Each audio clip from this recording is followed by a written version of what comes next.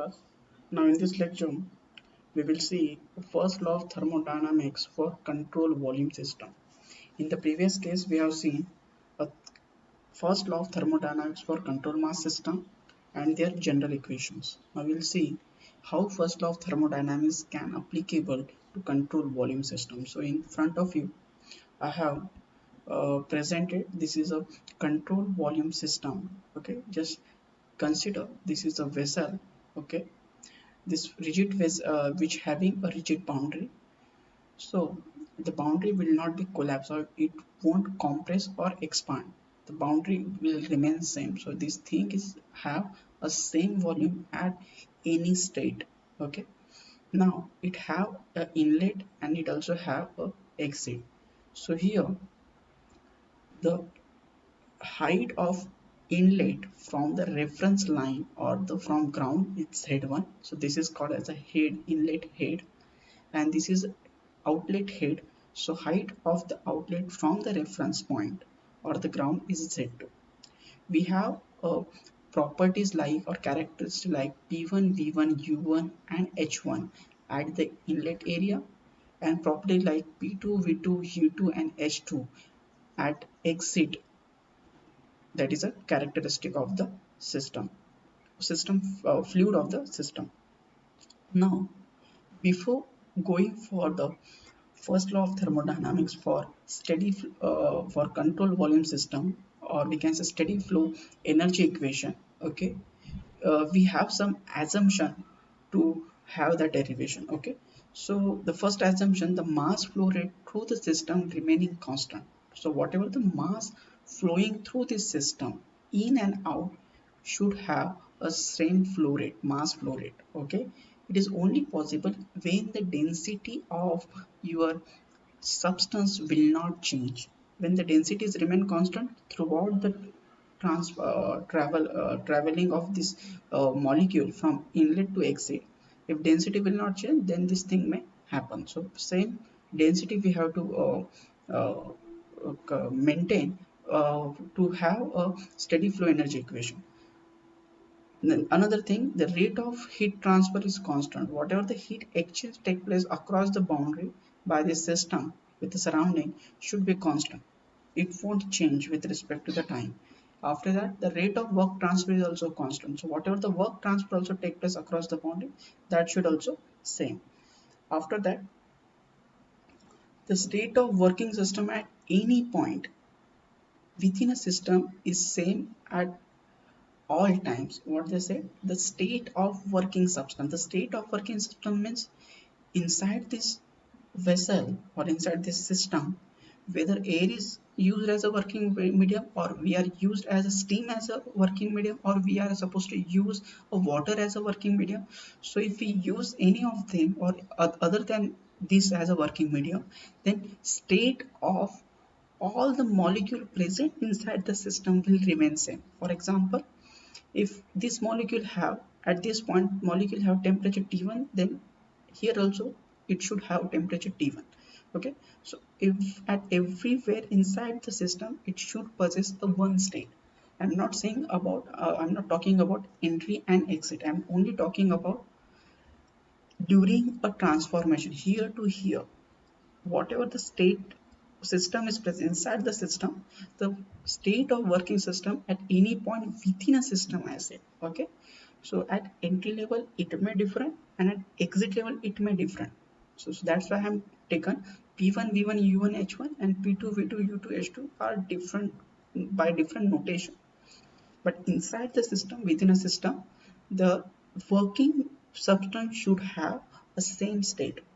Another thing, there is no change in chemical composition of the system, thus no chemical energy is involved. There should not be any chemical reaction, no any chemical reaction will take place inside the system. Okay, so it is a chemical reaction free, no any combustion supposed to take place inside the this system, control volume system. Okay, everything happen. If chemical reaction is there, then it should be occur out of the system. Only their product will allow to enter in this vessel. So there is no any chemical composition of system. Thus no chemical reaction will be involved in this system. Okay, so now we will move for our derivation. Now we may ask what kind of system it may be. For sake of time, we can consider it is a turbine. In the previous lecture, I have taken the example of turbine. Here I have shown one blade, okay, and one turbine blade is located over inside this vessel, and shaft is coming out from it, which rotates due to water or due to steam or due to airs, for example, and the shaft supposed to connect it to the generator in order to have electricity generation. Okay, so sake of time I have not shown here to, because if it is there it will create our difficulty to explanation. But just imagine if you doubt, yeah, if you have any doubt what kind of system can we imagine instead of this one. So you can imagine a turbine here, okay, or another example like compressor you can imagine, nozzle you can imagine, diffuser you can imagine, okay, heat exchanger you can imagine, okay, that radiator we can say our automobile radiator you can imagine, okay. It also control volume system, coolant coming into the system and coolant leaving the system, means coolant are entering into the radiator and coolant leaving the radiator, okay. So you can also consider radiator also, because not necessary you always consider a work developing device. In case of the radiator we are not at all developing a work, so it doesn't mean you can't imagine here. It's not necessary. You should always consider a work developing device. There are some devices also present who not develop a work at all, okay, but they are used for the different purpose, like our radiator, so it not at all developing any kind of work. So here you can also imagine a radiator also, okay. So let's go for coming to our derivation. Okay, so this in this figure we have shown the thermodynamic steady flow system with the control volume and all the constraint or all the assumption we have already seen. Now here P1, V1, U1, H1 and Vs1 are the characteristic of working substance at entry level, and this is P2, V2, U2, H2 and Vs2 are the characteristic at the exit point of the system of working substance, okay.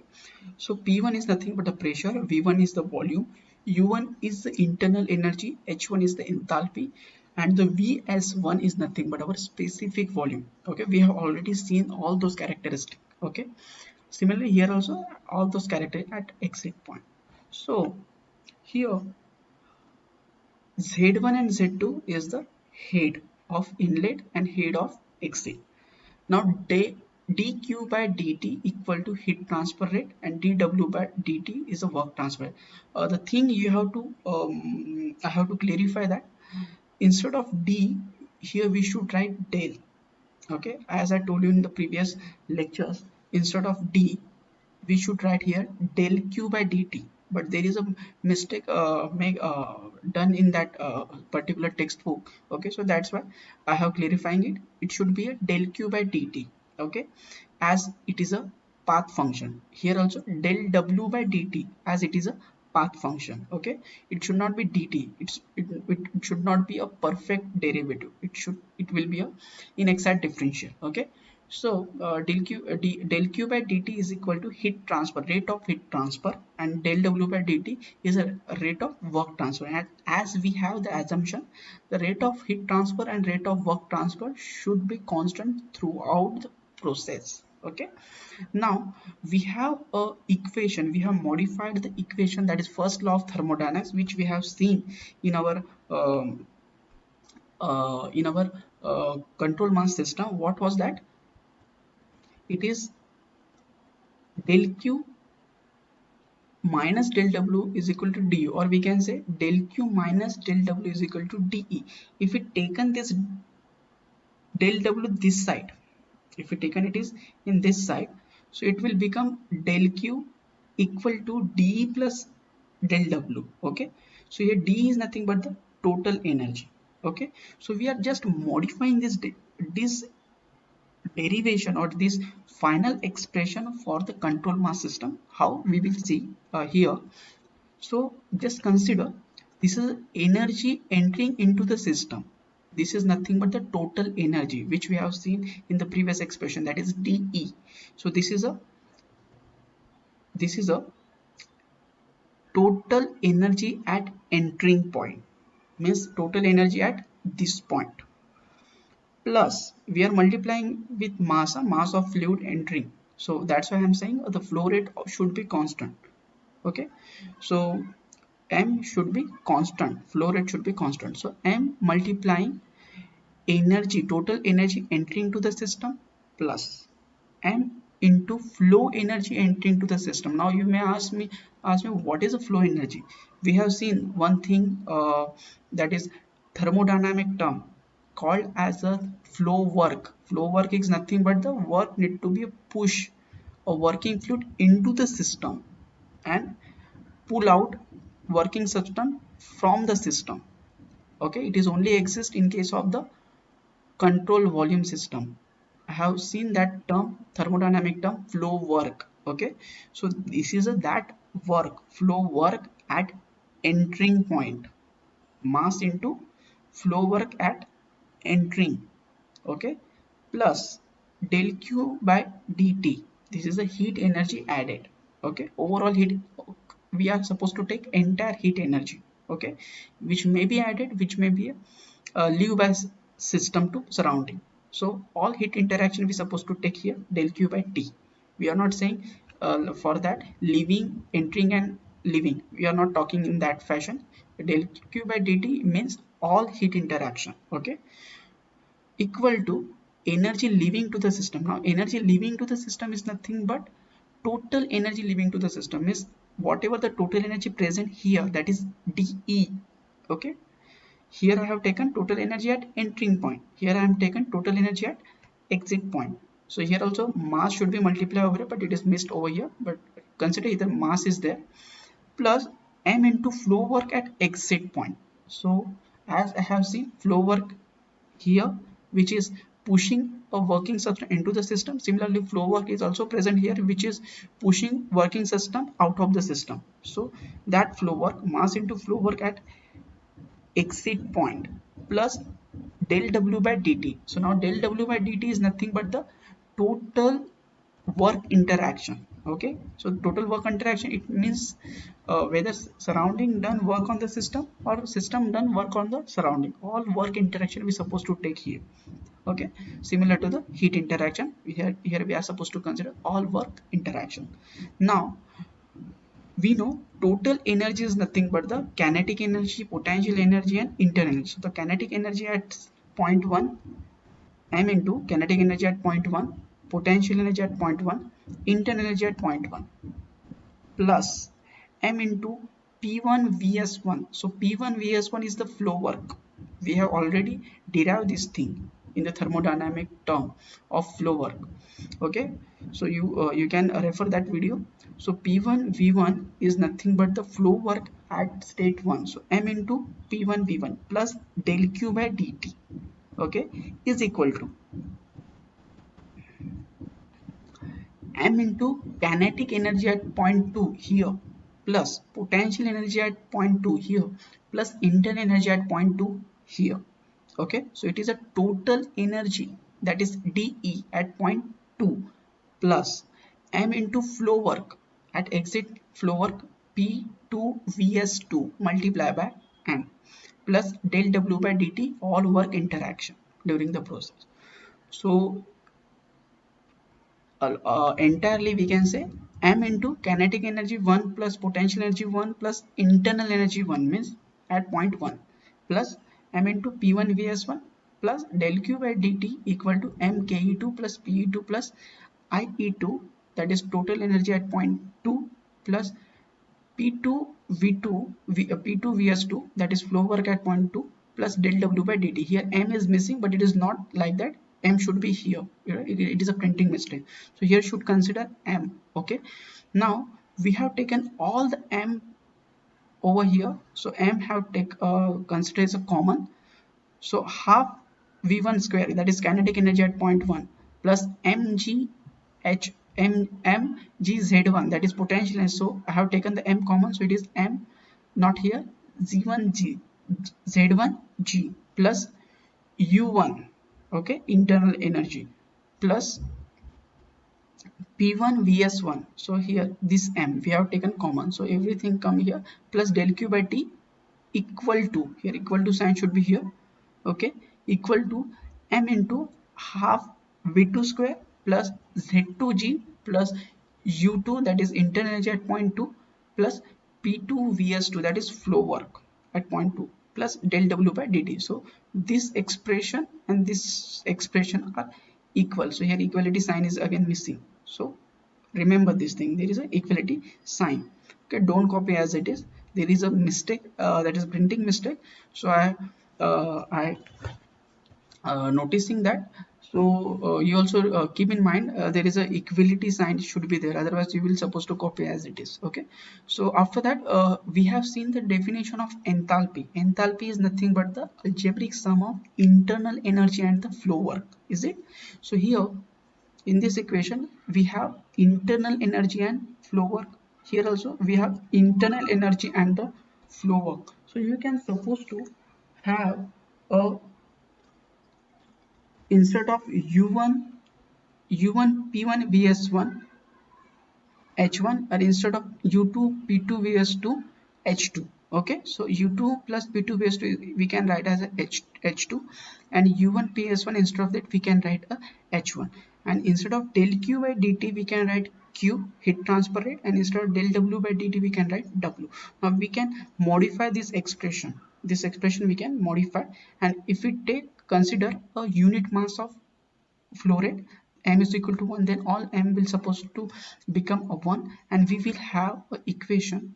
Okay, v2 square minus vn square divided by 2 plus z2 minus z1 multiplied by g plus h2 minus h1 plus w equal to q. So we have rearranged everything.